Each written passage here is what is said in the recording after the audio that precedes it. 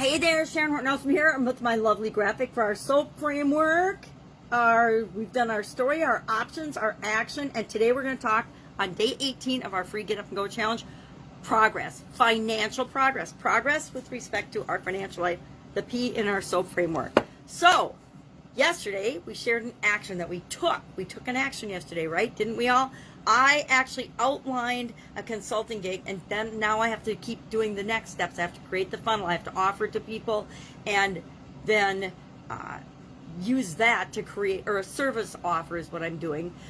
Offer my services in order to generate $10,000 worth of income for the project to refix things around the house that got damaged by a storm. So, what is our tool today? Our tool for knowing progress. How do we know if we're making progress or not? Well, in our story, we decided, we talked about, we were really honest with where we are. That's our current state, our current situation. Then we also told the story about where do we want to be. Here's my financial situation with respect to this storm damage. We have lots of damage, more than $10,000, but I want to contribute $10K. And then where do I want to be? I want the house to be better than it was before the storm hit. So that's my vision of what I want. Well, how do I know if I'm getting there?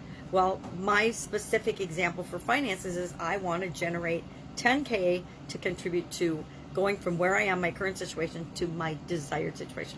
A lot of times I call this going from C to D. People say A to Z, climbing the mountain, whatever you want to say. It's the gap between where you are and where you want to be. And the rest of our SOAP framework, remember our S was to identify those 2 points, and the O, the A, and the P are to fill those gaps in, to move us closer and closer and closer to what it is that we want or need in certain situations. So how do we do that? How do we know if we're getting closer to what we want or if we're getting further away from what we want? Well, we take action and we pay attention to the results of that action. So we want to be moving toward what we want and away from what we don't want. So we took an action yesterday, and a lot of times one day's action isn't going to let us know, and we won't have in our mind yet an idea of whether we're going toward what we want or not, whether we're really making progress or not. But the way to know that is we create a form of measurement. We measure the things that matter in our life. Why? Because we're paying attention to those things. And what we pay attention to, what we think about, we create in our life. I'm not going to pretend that I made that up. That's something that basically all of us know over time as we grow and become wiser and we learn and we experience things. We realize that we create the things we want based on the things that we think about. We also create the things we don't want based on the things we think about. So I say let's focus on the things we want all the time and always be moving from where we are to where we want to go, getting closer and closer and closer to those things. Does that mean we're going to go directly there with a straight line? No, that would be ridiculous to expect. You know, it's like expecting to ride a bike the first time you got on a bike, or drive a car the first time you got in a car. You might drive a car, but were you awesome and proficient at it? I think not. I remember driver's ed. It wasn't that fun an experience for me. I also remember driving with my dad one time and then saying, I will never drive with you again. I'm riding with my mom, and my mom had to teach me how to drive. So what kind of a tool, what kind of a measure can we use for our financial health, our financial measurements? We know how we're doing. Well, it can be something super simple or it can be something super complicated. I like financial because I think it's one of the easiest things to measure.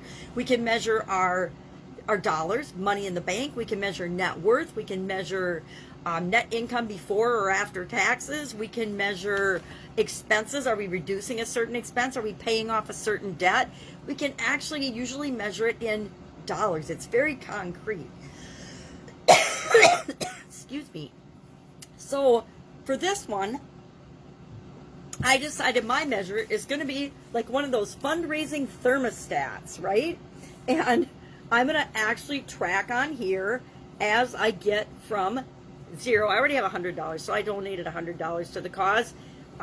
And now I'm going to earn the rest, right?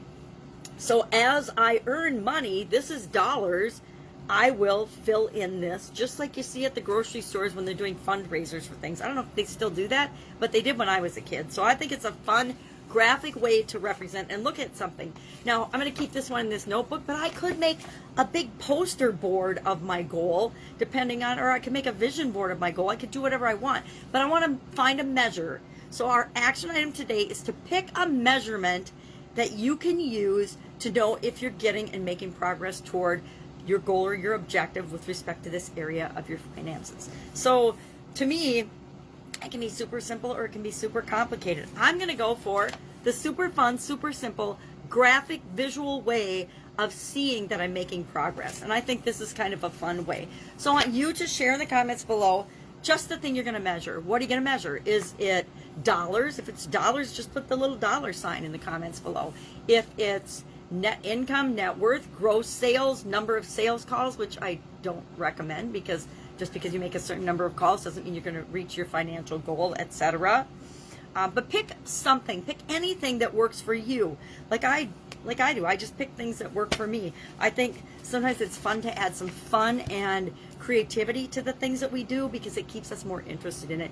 Thus, the weird little thermostat thing that I'm doing. Or I don't even know what that's called. I think it's like a beaker that you're filling up with water from science class when we were in school. All right, any questions? Ask me. Please, please, please ask. Otherwise, I will be with you tomorrow, and we are going to hop into relationships. Remember, out of our 9 areas, I said health, meaning physical health, finances, and relationships are always the big 3. So I like to break them down one day at a time with the SOAP framework and make sure that we have at least a dozen tools that we can use to apply the SOAP framework for different situations in our life. So we will use 4 new tools for the S, the O, the A, and the P starting tomorrow. Have an amazing day. Questions asked. Otherwise, I'll see you tomorrow.